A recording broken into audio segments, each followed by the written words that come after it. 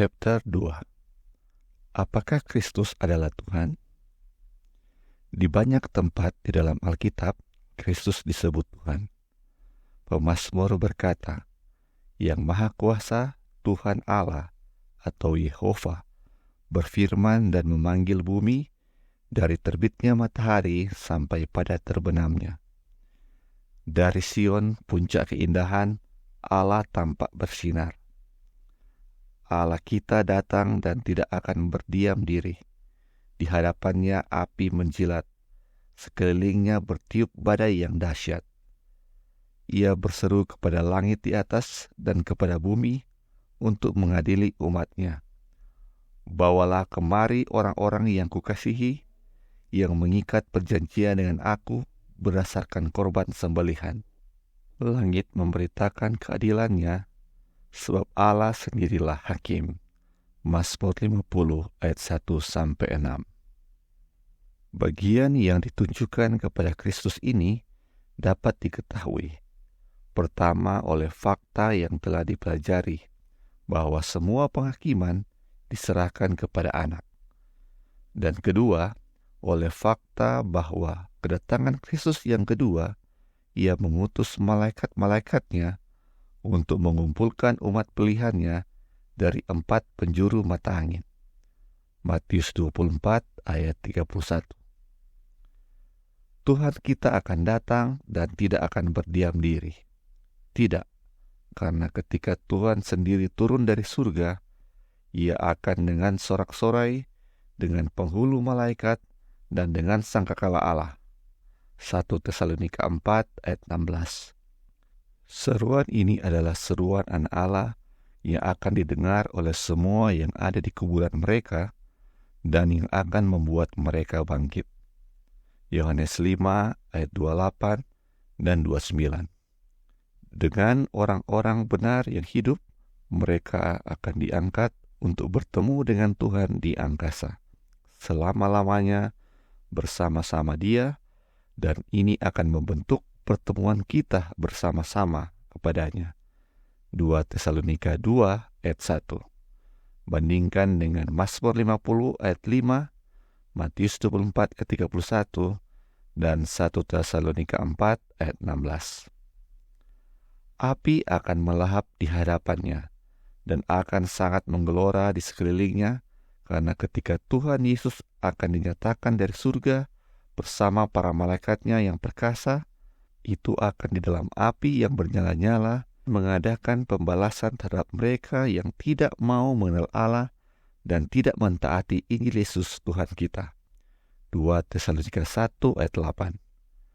Jadi kita tahu bahwa Mazmur 50 ayat 1-6 adalah gambaran yang jelas tentang kedatangan Kristus yang kedua kali untuk keselamatan umatnya.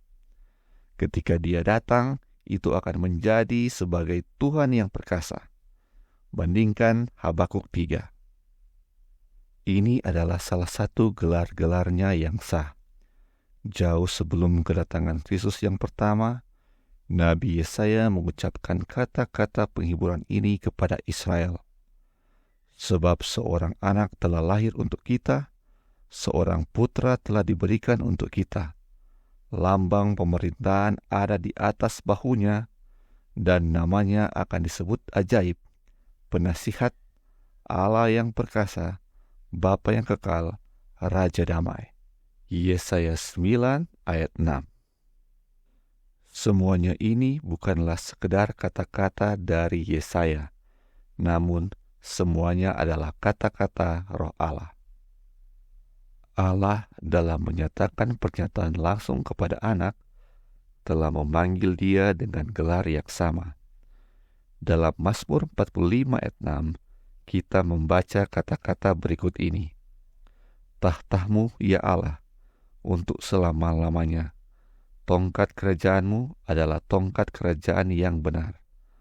Pembaca yang membaca sambil lalu menganggap ini hanya sebagai pernyataan pemazmur tentang pujian kepada Tuhan.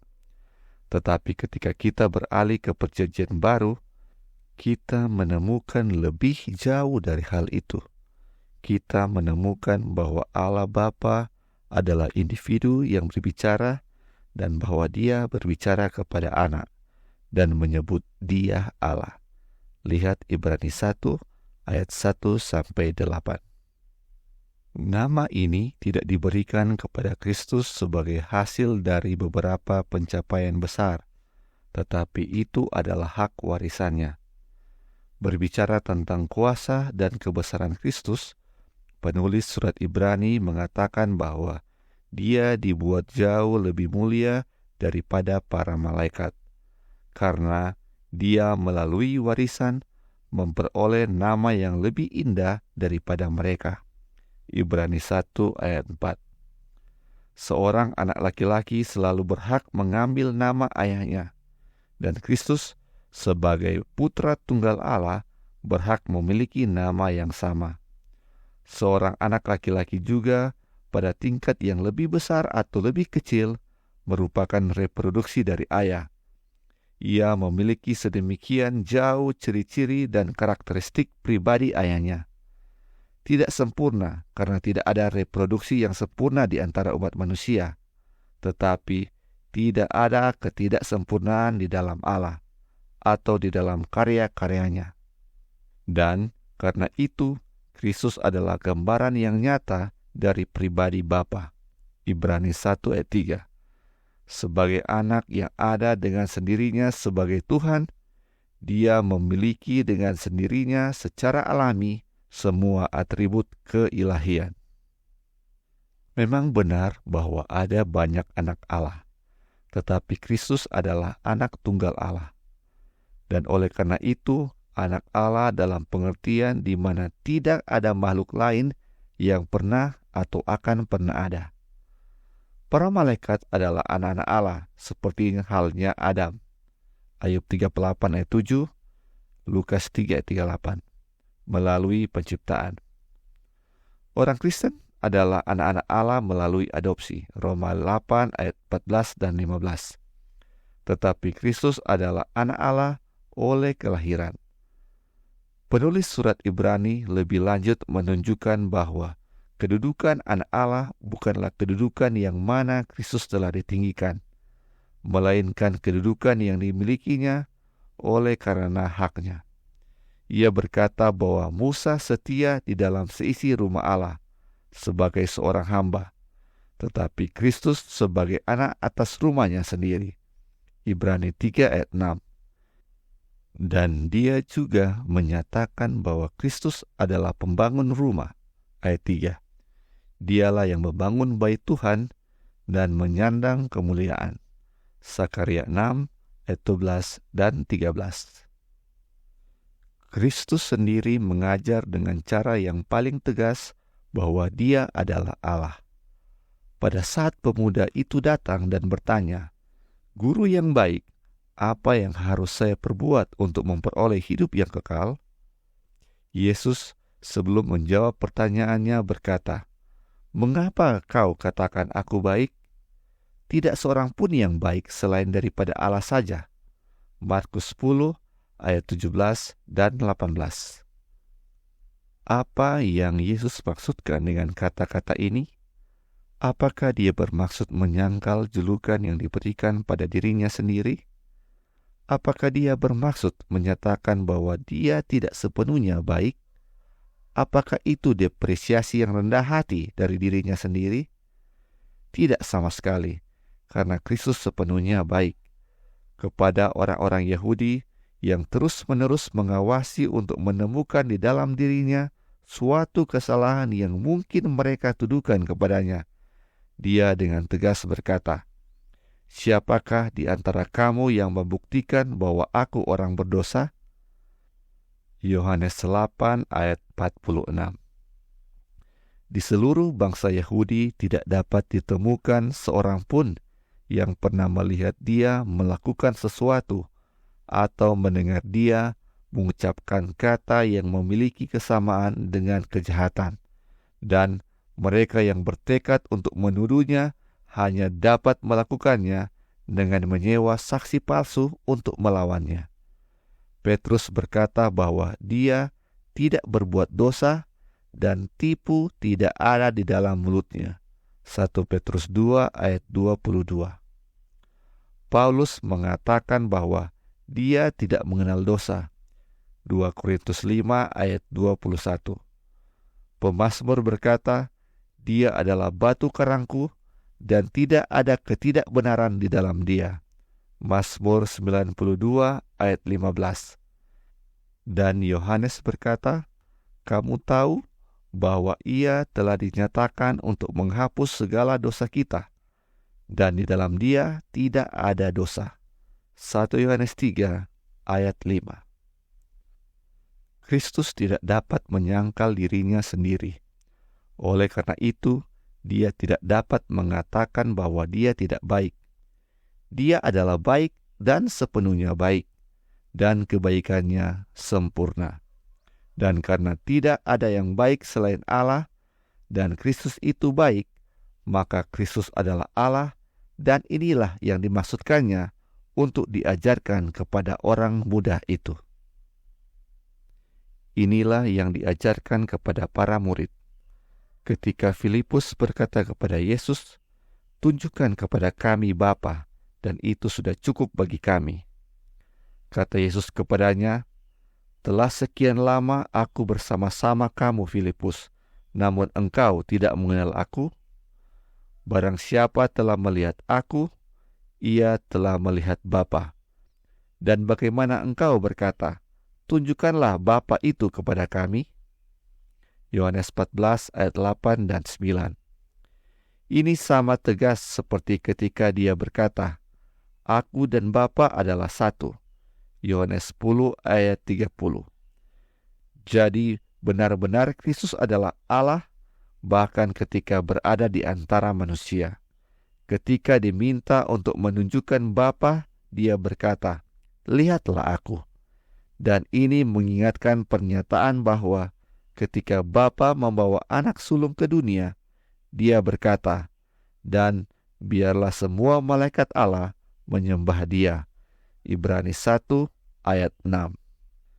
Bukan hanya ketika Kristus sedang berbagi kemuliaan Bapa di hadapan dunia, yang mana dia berhak mendapat penghormatan, tetapi ketika dia datang sebagai bayi di Betlehem, bahkan pada saat itu semua malaikat Allah diperintahkan untuk menyembah dia.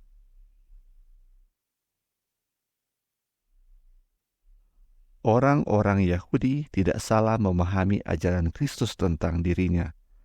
Ketika dia menyatakan bahwa dia adalah satu dengan Bapa, orang-orang Yahudi mengambil batu untuk melempari dia. Dan ketika dia bertanya kepada mereka tentang perbuatan baiknya yang mana mereka berusaha untuk melempari dia dengan batu, mereka menjawab, bukan karena suatu pekerjaan baik maka kami mau melempari engkau, melainkan karena engkau menghujat Allah, dan karena engkau, sekalipun hanya seorang manusia saja, menyamakan dirimu dengan Allah. Yohanes 10 ayat 13. Sekiranya Yesus memang benar seperti apa yang mereka anggap terhadap dirinya, seorang manusia biasa, kata-katanya memang akan menjadi penghujatan, tetapi dia adalah Allah. Tujuan kedatangan Kristus ke dunia adalah untuk menyatakan Allah kepada manusia agar mereka dapat datang kepadanya. Jadi Rasul Paulus berkata bahwa Allah ada di dalam Kristus yang mendamaikan dunia dengan dirinya sendiri. 2 Korintus 5 ayat 19. Dan dalam Yohanes kita membaca bahwa firman yang adalah Allah telah menjadi manusia. Yohanes 1 ayat 1 dan 14. Dalam hubungan yang sama dinyatakan, tidak seorang pun yang pernah melihat Allah, tetapi anak tunggal Allah yang ada di pangkuan Bapa, dialah yang menyatakannya atau memperkenalkannya. Yohanes 1 ayat 18. Perhatikan ungkapan anak tunggal Allah yang ada di pangkuan Bapa. Ia telah hadir di sana, dan ia ada di sana sebagai bagian dari kealahan. Sebagaimana saat ia benar-benar berada di bumi, demikian juga ia di surga. Penggunaan present tense atau waktu sekarang menyeratkan keberadaan yang berkelanjutan.